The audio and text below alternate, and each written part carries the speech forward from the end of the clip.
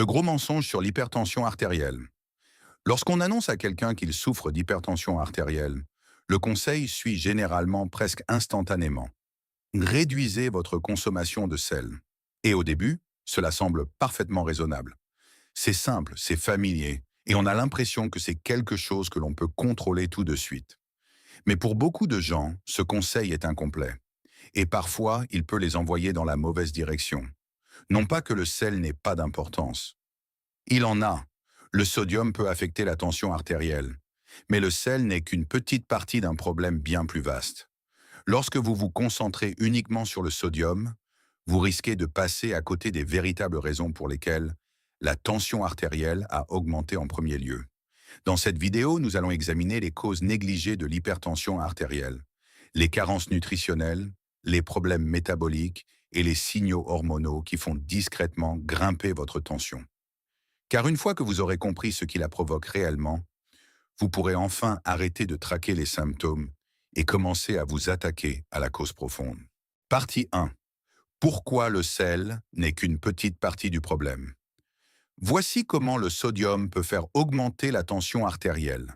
Lorsque le sodium s'accumule dans la circulation sanguine, il attire l'eau avec lui. Cette eau supplémentaire augmente le volume total de sang circulant dans vos artères. Et lorsqu'un volume plus important est poussé à travers ces vaisseaux, la pression à l'intérieur de ceux-ci peut augmenter. Alors oui, le sodium peut avoir son importance. Mais dans un corps en bonne santé, l'histoire ne s'arrête pas là. Si vos reins fonctionnent correctement, ils détectent très rapidement cette augmentation de pression. Ils réagissent alors en éliminant l'excès de sodium et d'eau par l'urine. À mesure que cet excès de liquide quitte le corps, le volume sanguin diminue et la tension artérielle redescend. C'est pourquoi certaines personnes peuvent manger des aliments salés sans développer d'hypertension artérielle. Leur corps est capable de le gérer. Leurs reins s'adaptent. Leur système reste équilibré. Mais tout le monde ne réagit pas de la même manière. Certaines personnes sont très sensibles au sel, tandis que d'autres n'y réagissent presque pas. Donc si votre tension artérielle reste élevée, même après avoir réduit votre consommation de sodium, c'est un indice important. Cela signifie que le vrai problème n'est peut-être pas le sel que vous mangez. C'est peut-être la façon dont votre corps le traite. Et c'est là que les causes plus profondes commencent à apparaître. Partie 2. La carence en magnésium, que la plupart des gens ignorent avoir. L'une des premières choses à examiner est le magnésium, car il joue un rôle essentiel dans la régulation de la tension artérielle. Il contribue à augmenter l'oxyde nitrique et la prostacycline, deux composés importants qui aident vos vaisseaux sanguins à se détendre et à s'élargir. Lorsque le taux de magnésium est faible, vos vaisseaux sanguins peuvent rester plus contractés qu'ils ne le devraient. Et lorsque le sang doit circuler dans des vaisseaux plus étroits, la pression commence naturellement à augmenter. C'est important car un faible taux de magnésium est extrêmement courant. Certaines estimations suggèrent que près de la moitié de la population américaine ne consomme pas assez de magnésium dans son alimentation. Les données d'observation vont dans le même sens. Une méta-analyse de 22 études a révélé que les personnes ayant des taux de magnésium plus faibles avaient plus de risques de souffrir d'hypertension artérielle, et plus le taux de magnésium était bas, plus le risque était élevé. Alors pourquoi cela se produit-il?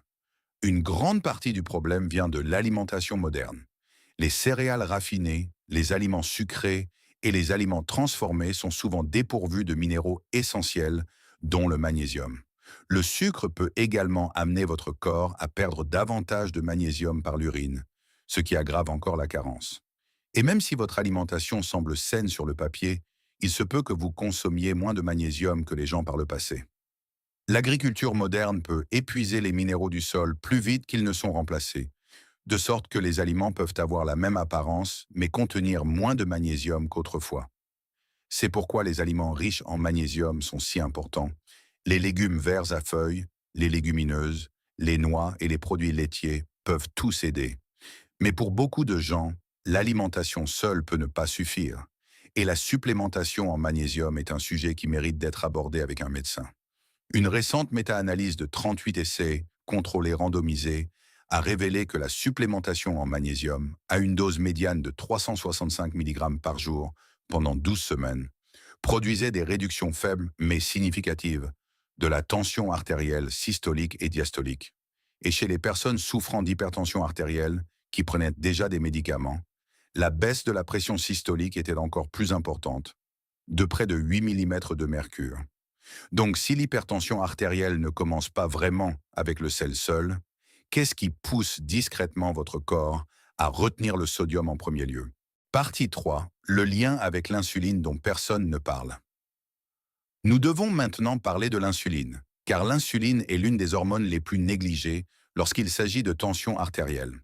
La plupart des gens ne pensent à l'insuline qu'en relation avec la glycémie, mais l'insuline a également un effet puissant sur les reins. Lorsque les niveaux d'insuline restent élevés, les reins commencent à retenir le sodium. Ils cessent de l'éliminer comme ils le devraient. Et lorsque le corps retient le sodium, il retient également l'eau.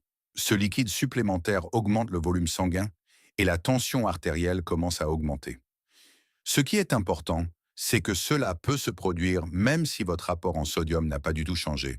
C'est l'une des raisons pour lesquelles les personnes souffrant de résistance à l'insuline, de prédiabète ou de diabète de type 2, développent souvent une hypertension artérielle. Leur corps ne fait pas seulement face à des problèmes de glycémie, il fait également face à des signaux hormonaux qui ordonnent aux reins de retenir le sodium et l'eau. C'est aussi pourquoi la tension artérielle peut s'améliorer lorsque les niveaux d'insuline baissent, parfois même avant qu'une personne ne perde beaucoup de poids. Lorsque l'insuline diminue, les reins peuvent recommencer à éliminer le sodium et la tension peut commencer à baisser. C'est pourquoi réduire la consommation d'aliments transformés, de glucides raffinés et de sucre peut aider la tension artérielle plus en profondeur que de simplement suivre un régime pauvre en sel. Le sodium peut faire augmenter la tension artérielle temporairement, mais une insuline constamment élevée peut transformer cette augmentation temporaire en un problème chronique. Et une fois que l'insuline entre en jeu, un autre facteur caché apparaît généralement juste à côté. Le fructose, l'acide urique et les dommages qu'ils peuvent causer à l'intérieur de vos vaisseaux sanguins. Partie 4. Comment le fructose et l'acide urique endommagent vos vaisseaux sanguins.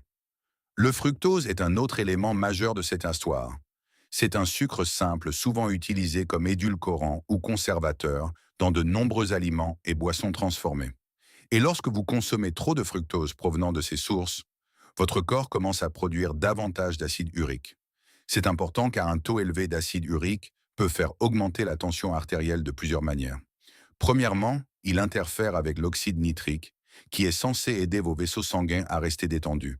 Lorsque l'oxyde nitrique est bloqué, les vaisseaux peuvent pas devenir plus étroits et moins flexibles. Deuxièmement, un taux élevé d'acide urique peut rendre les vaisseaux sanguins plus rigides. Et troisièmement, il peut rendre plus difficile pour vos reins de se débarrasser du sodium. Le schéma devient alors clair. Le corps ne réagit pas seulement au sel. Il est poussé à retenir le sodium par des problèmes métaboliques plus profonds. C'est pourquoi il vaut souvent la peine de vérifier le taux d'acide urique chez les personnes souffrant d'hypertension artérielle. Dans de nombreux cas, la tension artérielle peut redescendre simplement en réduisant la consommation de fructose et en abaissant le taux d'acide urique. Et lorsque l'alimentation seule ne suffit pas, certains médecins peuvent utiliser un médicament appelé allopurinol, que beaucoup de gens connaissent comme un traitement contre la goutte, mais qui peut également aider la tension artérielle lorsque l'acide urique en est le facteur déterminant. L'idée principale est simple. Éliminer le sucre et les aliments transformés peut améliorer à la fois la résistance à l'insuline et un taux élevé d'acide urique. Et parfois, régler ces deux problèmes peut faire baisser la tension artérielle plus rapidement que ce à quoi on s'attend, même sans les médicaments habituels contre l'hypertension. Mais si l'insuline et l'acide urique poussent tous deux le corps à retenir le sodium, qu'est-ce qui fait encore grimper discrètement la tension artérielle chaque jour? Partie 5. La carence en potassium créée par les régimes modernes. Une autre pièce majeure du puzzle de la pression artérielle est le potassium. Le potassium agit à deux endroits importants, vos vaisseaux sanguins et vos reins. Dans les vaisseaux sanguins, il les aide à se détendre. Dans les reins, il aide le corps à se débarrasser de l'excès de sodium par l'urine. En d'autres termes, le potassium aide à contrer la rétention de sodium, ce qui abaisse la pression à l'intérieur des artères. Mais le potassium agit également dans le cerveau. Lorsque les niveaux de potassium augmentent, en particulier dans le cerveau et dans le liquide céphalorachidien, Cela peut réduire l'activité du système nerveux sympathique. C'est votre système de lutte ou de fuite, le même système qui augmente la pression artérielle pendant le stress. En calmant ce signal, le potassium aide à apaiser le système nerveux et à réduire les signaux hormonaux qui poussent normalement la pression artérielle à la hausse. Le problème est que les régimes MAHA modernes sont souvent pauvres en potassium et riches en sodium. C'est le contraire de ce dont le corps a besoin pour une pression artérielle saine. Et même si l'apport en sodium ne semble pas extrêmement élevé, ce seul déséquilibre peut tout de même faire grimper la pression. Combinez maintenant un faible taux de potassium avec une insuline élevée, un acide urique élevé et un faible taux de magnésium, et vous obtenez la tempête parfaite. Le corps retient le sodium, les vaisseaux sanguins restent plus contractés, le système nerveux reste plus activé, et la pression artérielle reste élevée au fil du temps. Pour apporter plus de potassium, certains des meilleurs aliments comprennent les légumes racines comme les pommes de terre et les patates douces, les légumes fruits comme les tomates, les concombres et les aubergines, les légumes à feuilles vertes comme les épinards, et les légumineuses comme les pois chiches, les haricots et les petits pois. Beaucoup de ces aliments fournissent également du magnésium et des fibres, offrant au corps plus d'un avantage à la fois. La véritable cause profonde de l'hypertension artérielle. Ce qu'il faut retenir, c'est que l'hypertension artérielle n'est généralement pas causée par une seule erreur. Il ne s'agit pas toujours simplement de manger trop de sel. Le plus souvent, elle provient de nombreux petits stress physiologiques qui s'accumulent avec le temps. Un faible taux de magnésium peut maintenir les vaisseaux sanguins trop contractés. Une insuline élevée peut amener les reins à retenir le sodium et l'eau. Trop de fructose peut augmenter l'acide urique, bloquer l'oxyde nitrique, rigidifier les vaisseaux sanguins et rendre le sodium plus difficile à éliminer. Un faible taux de potassium peut affaiblir la capacité du corps à détendre les vaisseaux sanguins, à libérer le sodium et à calmer le système de lutte ou de fuite. Et ce n'est toujours pas la liste complète.